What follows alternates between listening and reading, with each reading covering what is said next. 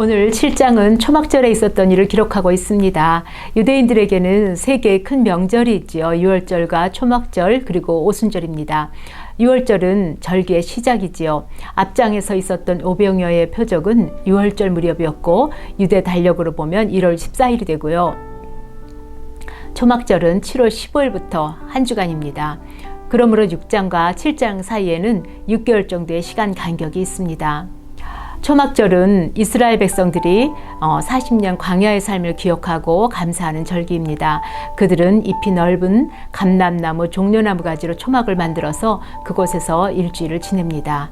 그들이 초막에서 일주일을 지나면서 광야 기간에 하나님이 베푸신 은혜를 기억합니다. 그리고 초막에서 잎이 하나하나 떨어지고 또 하늘의 별들이 보일 때 그들은 이 초막 같은 세상에서 영원한 하늘나라를 소망하는 것입니다.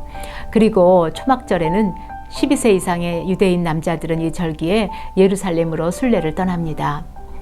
당시에 예수님은 유대인들이 반감으로 주로 갈릴리에서 활동을 하셨습니다. 5장에서 우리가 살펴봤듯이 예루살렘에서 예수님이 38년 된 병자를 안식일에 고쳐준 일과 또 하나님을 내 아버지라고 말한 것으로 인해서 유대인들이 예수님을 죽이려고 하는 음모가 더욱 고조되었기 때문입니다. 예수님의 동생들이 예루살렘으로 떠나면서 예수님께도 같이 갈 것을 권유합니다. 여기에서 예수님의 동생들은 야고보, 요셉, 시몬, 유다입니다. 본문 3절에 보면 그 형제들이 예수께 이르되 당신이 행하는 일을 제자들도 보게 여기를 떠나 유대로 가소서. 스스로 나타나기를 구하면서 묻혀서 일하는 사람이 없나니 이 일을 행하려 하거든 자신을 세상에 나타내소서 하고 갈 것을 권유합니다.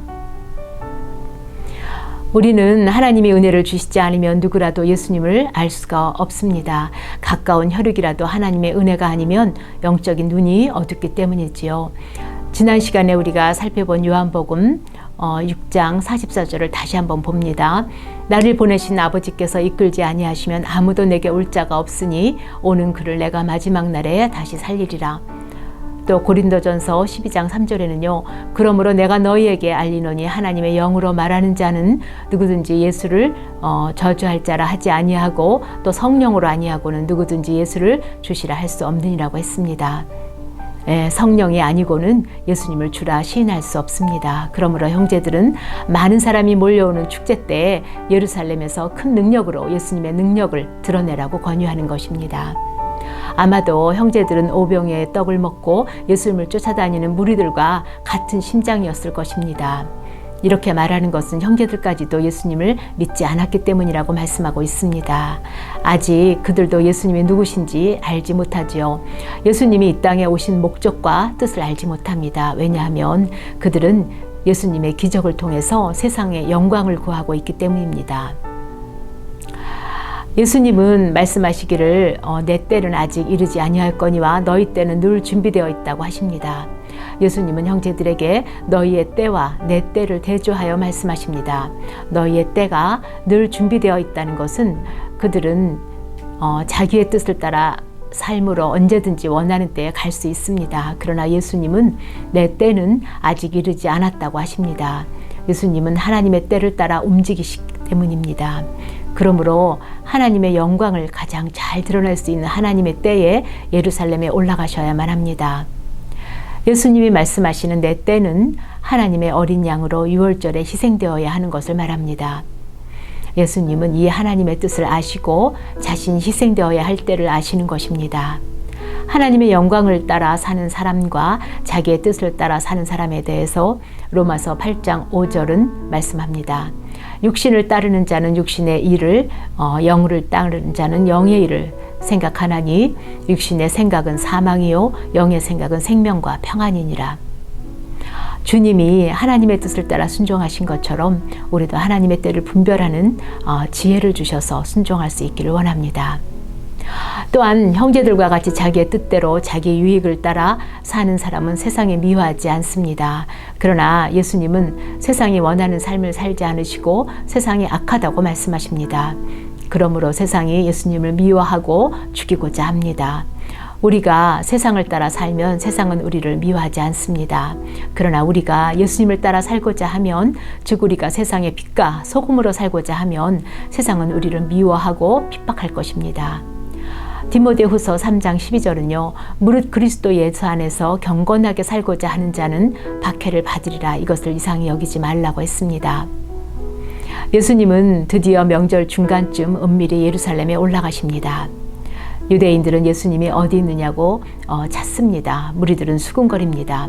예수님에 대해 어떤 사람들은 좋은 사람이라 하고 어떤 사람들은 무리를 미혹한다고 합니다. 그러나 유대인들을 두려워하여 드러내놓고 말하는 자가 없다고 했습니다. 예수님은 성전에서 말씀을 가르치십니다. 7장 16절 말씀에 예수님은 내 교훈은 내 것이 아니요 나를 보내신 이의 것이라고 하십니다. 그러나 그들은 예수님의 가르침에 놀라면서도 예수님을 믿지 않습니다. 그들이 믿지 않는 원인으로 예수님은 두 가지를 말씀하십니다. 첫째, 우선 그들이 믿지 않는 것은 행하려는 자세가 없기 때문입니다. 7장 17절에 보면요. 사람이 하나님의 뜻을 행하려 하면 이 교훈이 하나님께로부터 왔는지 내가 스스로 말함인지 알리라고 했습니다. 우리는 성경을 지식으로만 알아서는 안 됩니다. 말씀을 아는 것으로 힘이 되는 것이 아니라 믿고 순종할 때 그 능력이 나오기 때문입니다. 그리고 또 하나는 자기 영광을 구하기 때문이라고 했습니다. 18절에 보면 스스로 말하는 자는 자기 영광만 구하되 보내신 이의 영광을 구하는 자는 참되니 그 속에 불의가 없다고 하십니다. 사람들이 말씀이 참되다는 것을 믿지 못하는 것은 자기 영광을 위해 살기 때문이지요. 자기 영광을 위해 사는 것과 하나님의 영광을 위해 사는 것의 차이는 바로 주어의 차이입니다. 주어가 나인가 하나님인가, 우리는 이것이 선과 악이라고 배웠습니다.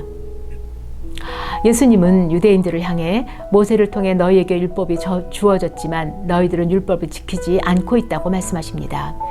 유대인들이 누구인가요? 이스라엘 백성들에게 율법은 자랑이고 하나님의 택한 백성이라는 자부심입니다.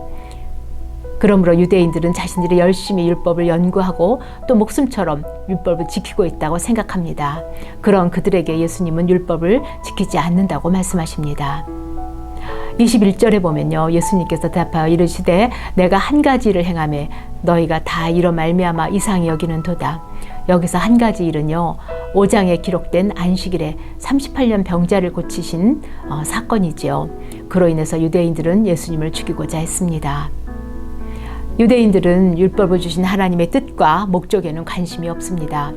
그 율법을 갖고 누가 율법을 지켰는지, 누가 율법을 어겼는지 다만 율법의 잣대로 판단하는 데만 관심을 갖고 있습니다.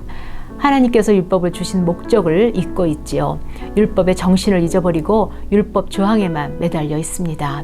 우리는 율법을 다 지켜서 구원을 받는 것이 아니지요. 오히려 율법을 통해서 우리는 율법을 지킬 수 없는 죄인이라는 것을 깨달아야만 합니다. 우리가 스스로 율법을 지킬 수 없는 자라는 것이 깨달아지면 그때는 하나님의 은혜를 구하게 됩니다. 하나님이 세상을 이처럼 사랑하사 율법을 지켜 구원받을 수 없는 인생들에게 아들을 주셨습니다. 그 죄의 문제를 해결하기 위해서 예수님이 오셨지요. 예수님이 십자가에서 흘리신 피가 우리를 죽음에서 생명으로 옮겨 놓으셨습니다. 그리고 구원받는 자의 감사와 감격이 우리들로 하나님의 기쁨이 되고자 하는 소원을 주셨습니다. 그래서 율법을 따라 살고자 하는 소원이 우리에게 생깁니다. 이것이 복음입니다. 우리는 율법을 지키는 우리의 행함을 통해 구원을 받는 것이 아니라 하나님의 은혜로 인해 구원을 받습니다. 구원을 받는 자로 하나님의 법을 따라 살려고 하는 우리의 모습은 율법을 지키려 하는 자와 겉으로 보기에는 비슷하게 보일지도 모릅니다. 그러나 오늘 본문 마지막의 말씀처럼 외모로 판단해서는 안 됩니다. 우리는 율법의 매이는 유대인의 모습이 아니라 하나님의 기쁨이 되는 하나님의 자녀가 되기를 기도합니다. 우리 함께 기도하시겠습니다. 하나님 아버지, 하나님이 은혜 주시지 않으면 누구라도 우리 예수님을 알 자가 없습니다. 성령이 아니고는 누구라도 예수님을 주라 시인할 수 없다고 했습니다.